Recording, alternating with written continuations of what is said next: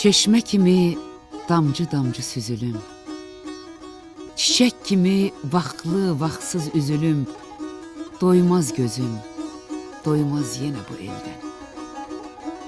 Öz payıma bir qarış yer götürsəm, o qarışı mən ruhumla bitirsəm, mamırlanıb daşımı da itirsəm, doymaz gözüm, doymaz yenə bu eldən.